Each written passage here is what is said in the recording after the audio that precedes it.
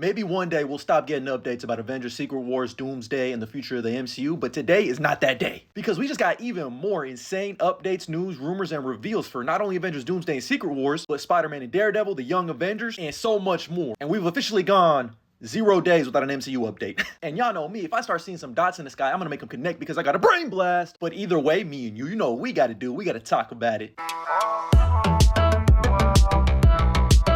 First things first, rest in peace, Uncle Phil. But for real, all of this news comes to us from Alex Perez at the Cosmic Circus in part 2 of his September Q&A, which mainly focused about Avengers, Secret Wars, and everything that's gonna happen after, including updates for Daredevil, Spider-Man, Captain Marvel, Kate Bishop, the Young Avengers, and even more. Let's go ahead and start off with the updates for the street side of the MCU, because honestly, that's the one I'm most excited for. And according to Alex Perez, he gave us a timeline order of when the events of Daredevil Born Again Season 2, the Punisher Special, and Brand New Day take. So the events of Born Again Season 1 are gonna lead directly into the Punisher Special, which leads directly into Daredevil Born Again Season 2, and that's gonna lead into the Brand New Day, which I feel like was kind of obvious. It feels like the MCU is going to be much more TV focused for the beginning of 2026 and leading into Spider-Man Brand New Day in July. But this is very interesting when you take a look at the political climate of New York City and how it affects the MCU and all of its street level characters, because the way season 1 of Born Again ends, it's Daredevil assembling an army of most likely vigilantes, and we already know we got Jessica Jones returning, and there's probably going to be a return of a bunch of other defenders. It feels like it's teeing up a Devil's Reign type storyline for Daredevil Born Again Season 2, and it'll most likely end in Season 3 of Daredevil Born Again. I really hope they don't wrap up the Mayor Fisk storyline in Season 2 of Daredevil before we get into Brand New Day, because that just feels like it would kind of undercut a bunch of things. I really want Spider-Man to appear, not only be referenced in a big event. And there's a way they can do it. It's Sony and Marvel, bro. Just come to an agreement. Because you, me, everybody and their mama wants to see an MCU Spider-Man and Daredevil team up. We need that more than we need air. And it feels like we're headed towards that direction, but they just can't find the right way to introduce them for some reason. What better time than now? We already got Matt Murdock in Spider-Man No Way Home by helping Spider-Man beat the Mysterio and mass murder allegations. But now I need to see both of them popping out in their red costumes. It's just one of my favorite dynamics in comics, and I would love to see it on the big screen. I'm talking, I wanted to see Ben Affleck and Tobey Maguire back in the day. You know how desperate I was? And Alex Perez actually gave us a little bit of crumbs of a potential Spider-Man and Daredevil team up. When he was asked what connections we can see between Born Again and Spider-Man, he said Kingpin's rule of law and how it affects Spider-Man as a hero. But he also dropped this interesting nugget saying that J. Jonah Jameson is not the biggest fan of Kingpin. Sure, he agrees with his politics and outlawing all vigilantes, but he sees through his web of lies. And it's actually kind of scary and hilarious how similar the events of Daredevil Born Again and the status of Kingpin being the mayor of New York City kind of imitates our real life. And now that Alex Perez has mentioned it, I can't believe we haven't gotten a J. Jonah Jameson mention in Daredevil. I know that kind of defeats the purpose of the BB report, but it would be really interesting to see what J. Jonah Jameson actually thinks of the BB report, who's like an up-and-coming riser into what he is now, like an Alex Jones type. I mean, maybe there's a rights issue with him being able to appear in a TV show, but I'm just thinking outside the box and how cool it would be to see his interaction with Kingpin, being told to say what he wants to say, and him doing it reluctantly, and then maybe ultimately having to be like, fuck, Spider-Man was right, would be hilarious, leading into Brand New Day. But regardless, I feel like we're gonna get an eventual Daredevil and Spider-Man team up some way, somehow, because I'm praying for it. Next up, Alex Perez also revealed that Captain Marvel will reportedly have a massive role in both Avengers Doomsday and Secret Wars. And to that, all I really gotta say is duh. As for what this major role could actually be, I'm not entirely sure. It'll probably be something similar to Hickman's Secret Wars. I definitely feel like it has something to do with how she got her powers, maybe the bangles. But regardless, she's one of the leaders of the cosmic side of the MCU. You knew she was gonna have a big role in these two movies. But the more interesting aspect is what comes for Captain Marvel after these events. I feel like an actual adaptation of Secret Wars for a Captain Marvel movie would be incredible. Honestly, that's what the Marvels should have been about. Post Secret Wars and the reboot of the X-Men in the MCU, I need Captain Marvel interacting with that X-Men. We can get that classic fight between her and Rogue taking her powers, making her lose her memory, even though that is kind of similar to how she lost her memory in the first Captain Marvel movie. I just need to see this. Maybe even following around like the Uncanny X-Men as binary would be fire. Get it? I mean, we saw in the post-credit scene of the Marvels that Maria Rambeau, Monica Rambeau's mother, is binary in that X-Men universe. But also notice what's around her wrist. She has the bangles, which I'm having trouble remembering off the top of my head if the Marvels confirmed they were the quantum bands or the negative bands. I feel like more so it's the negative bands, since those were created by the Kree as like a Dollar Tree version of the quantum bands.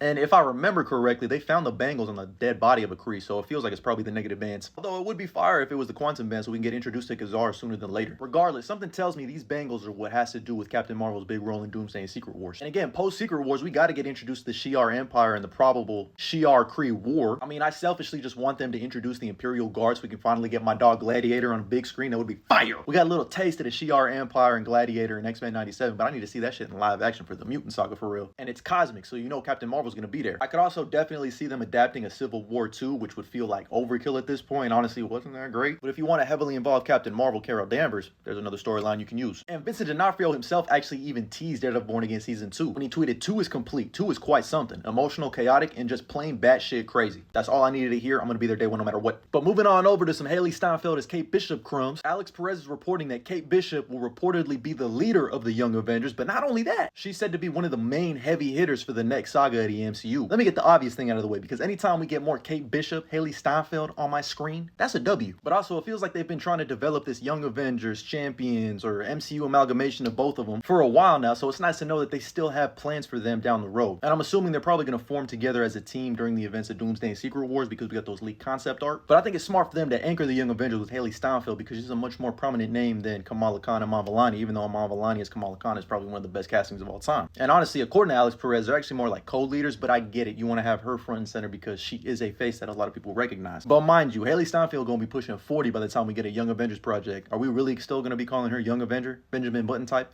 But according to Alex Perez, Cassie Lang is the third person that Kamala Khan recruits into the Young Avengers, which I feel like is obvious because she mentioned her in the post-credit scene of the Marvels. And I'm just really curious to see like what approach they take to the Young Avengers. Who's gonna be on the team? It definitely feels like it's probably gonna look something like this. I really hope Hulkling is in this and not fucking Scar. It definitely feels like they're teeing up Scar to be a member of this team. I doubt we'll ever see the return of Kid Loki, but I could definitely see this three being the core along with Billy and Tommy, and most likely America Chavez too. And I thought they would throw in Ironheart, but it seems like she's gonna be a member of the Midnight Suns after what she did in her show. But regardless, only time will tell. Now this next bit of news is very interesting, because according to Alex Perez, the Fantastic Four are gonna split up by the end of Doomsday. At first you're like, what? But then you start thinking about it more. Duh, they're gonna be split up because of what happens in Secret Wars if they do end up adapting Hickman's Secret Wars, which features the Fantastic Four split up as Johnny Storm as the Sun and Ben Grimm as the rock fence around Battleworld, Doom's Castle, where Sue is the only one allowed to roam free, and multiple different versions of Reed running around, which leads me to the Council of Reeds, which Alex Perez also mentioned is very likely to appear within the next 2 movies. And I've been saying it from the jump, like, duh, you're dealing with the multiverse, you already know we're gonna get a Council of Reeds, probably a Parliament of Dooms, maybe even a Council of Kang still. And if they do end up doing the Council of Reeds, I hope and pray they get every single person who has played Reed Richards back, even the OG from the 94 Roger Corman movie. Miles Teller as the Maker, Joan Gruffett, John Krasinski, get them all in here. In the most obvious bit of news, some of the Fox X-Men characters from Doomsday will reportedly return in Avengers Secret Wars, and all I gotta say to that is duh. But another interesting thing that we got more context into is the fact that Marvel is trying to hide some of the actors who are going to be appearing in Doomsday secret until the day of the premiere. And this includes some new characters, old characters, and characters from legacy projects. So the possibilities of who's going to be in this movie are legit endless. And I'm glad they're holding them secret until the premiere, because I really want to be surprised in that theater, even though I'm over here reporting on all these fucking bits of news. I just can't help it. And finally, Avengers Doomsday has wrapped filming today for now. And we even got some crew members posting some images of them saying they've wrapped. We even got to look at some of the merch that was given to them, which looks pretty fire. But I don't think they're done quite yet. I think there's definitely going to be some reshoots, and they might even push this movie back. We'll just have to wait and see. But that's all the new news and updates we got for the MCU. Let me know what you think about my thoughts, theories, and opinions down in the comments below. And as always, like and follow for more.